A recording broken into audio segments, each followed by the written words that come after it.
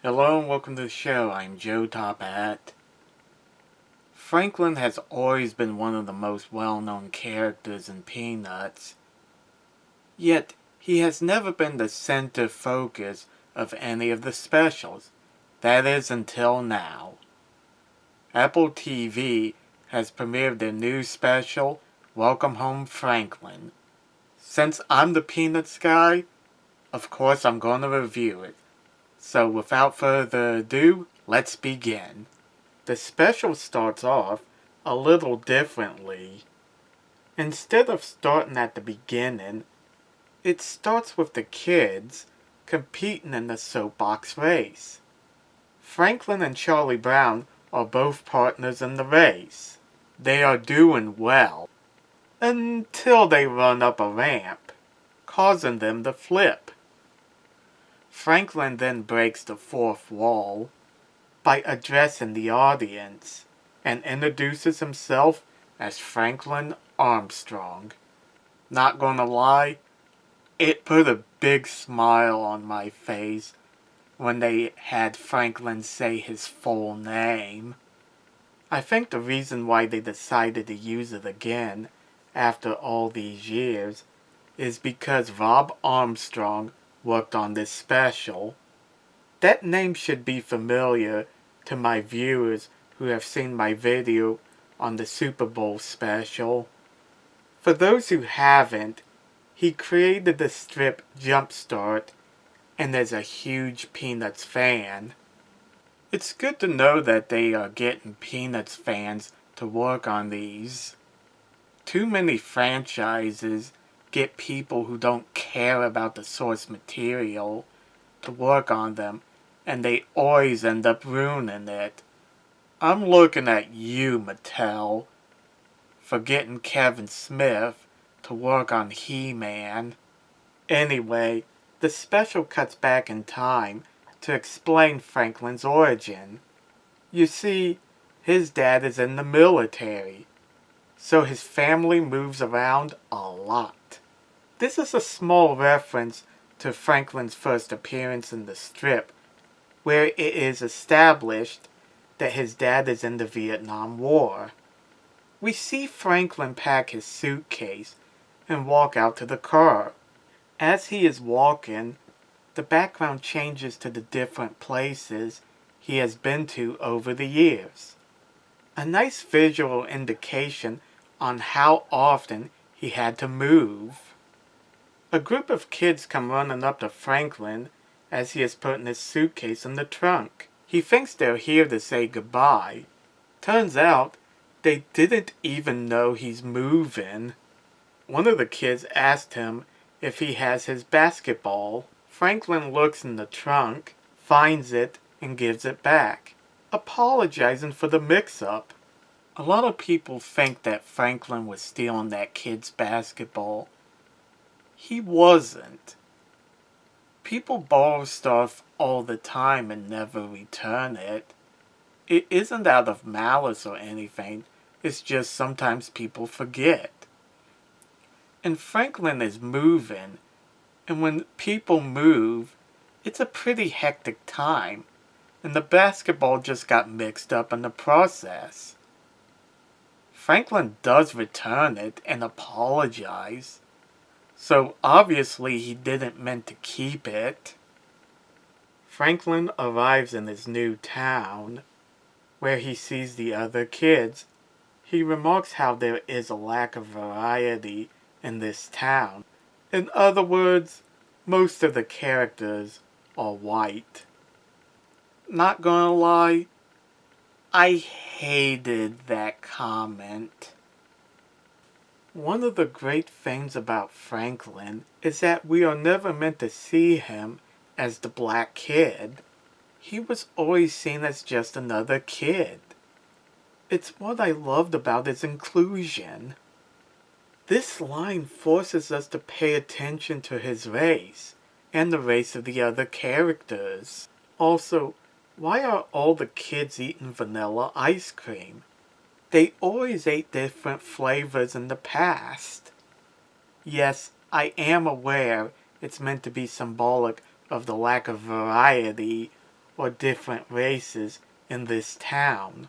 It just comes off as heavy-handed, and I have a feeling that had the roles been reversed, they wouldn't have done this.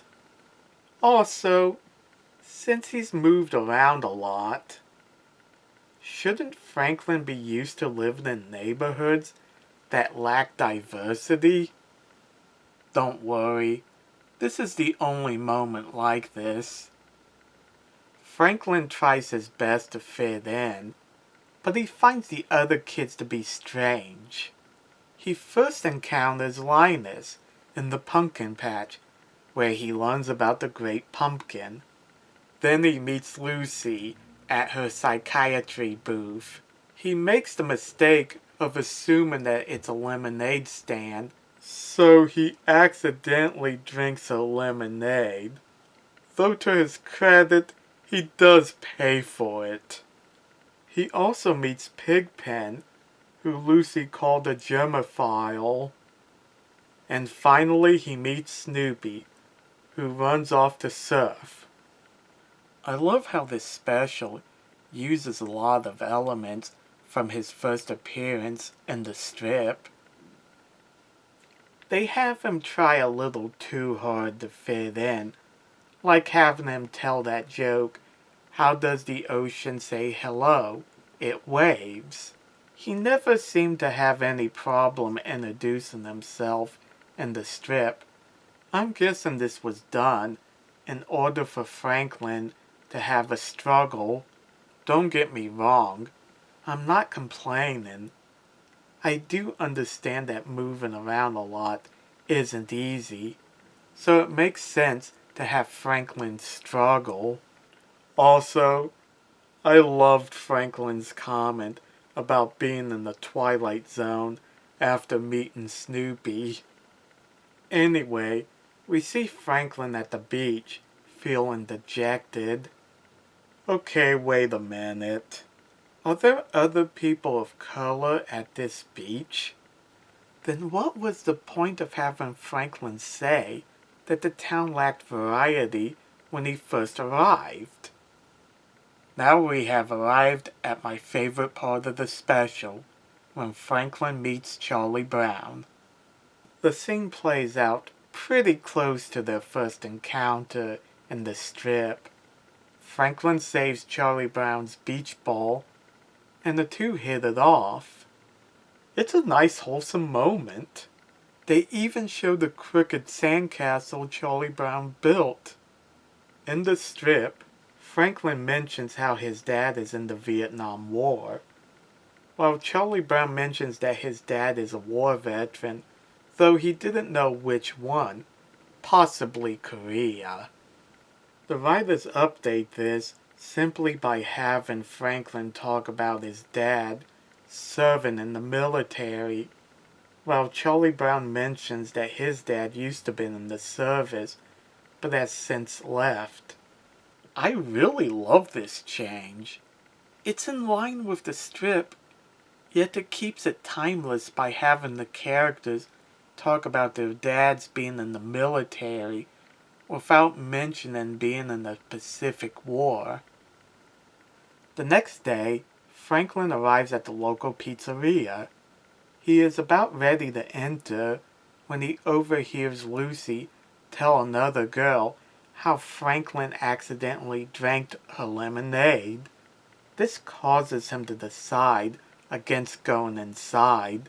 Then Shermy and Harold Angel come along in a soapbox car to announce the Soapbox Derby is in town. The winners will receive a trophy and free pizza for a year.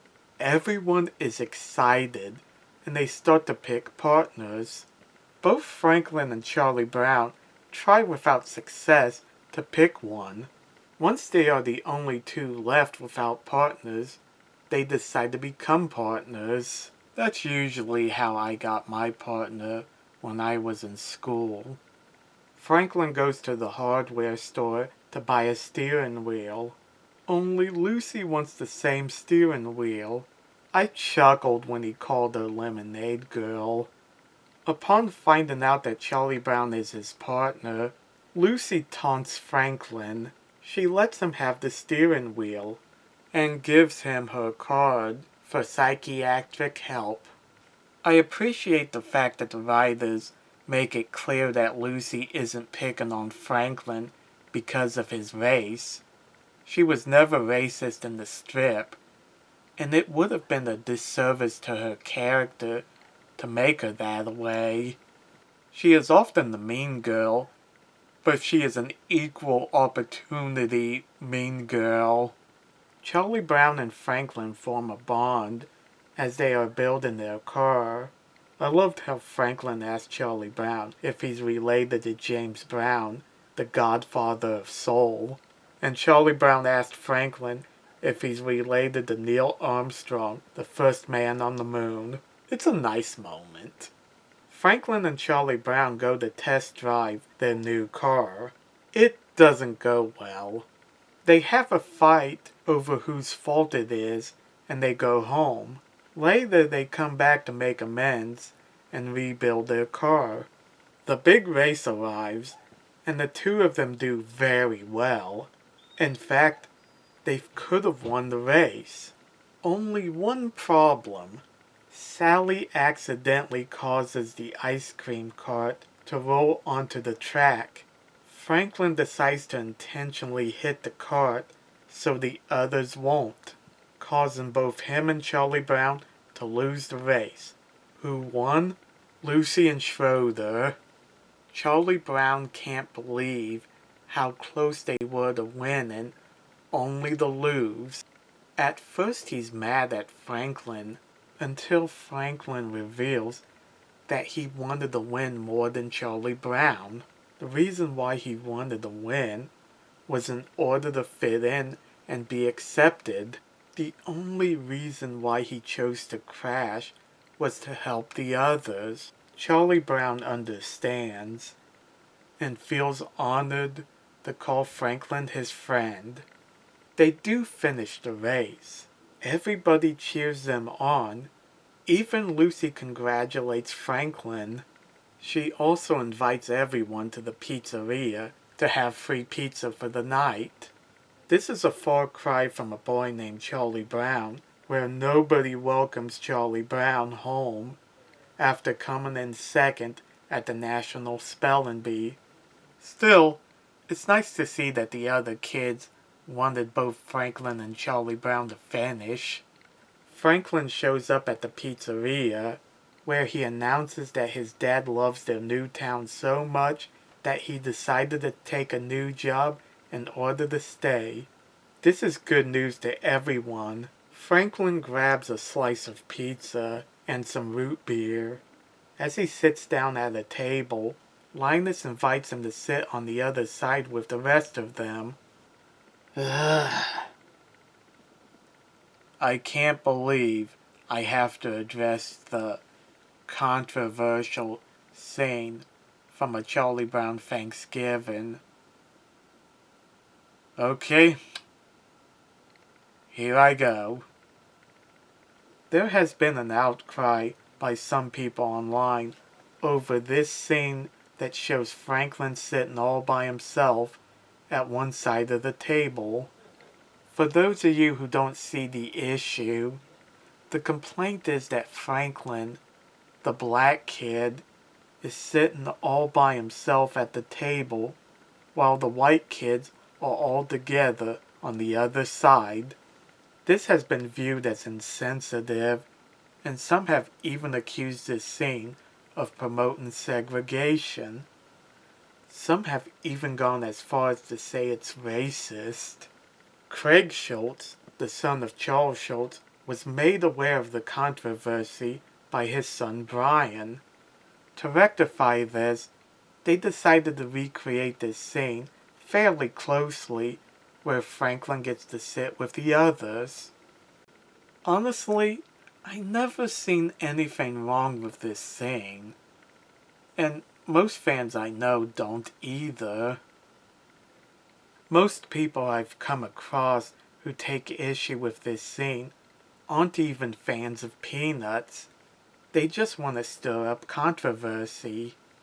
A lot of the comments I've seen are also pretty dismissive of Franklin as a character, so most people who take issue with it don't like Peanuts or Franklin. Anyone who's actually seen A Charlie Brown Thanksgiving knows that it's just a wholesome special about Charlie Brown and his friends having to make their own Thanksgiving dinner after Peppermint Patty invites herself, Marcy, and Franklin over to his house.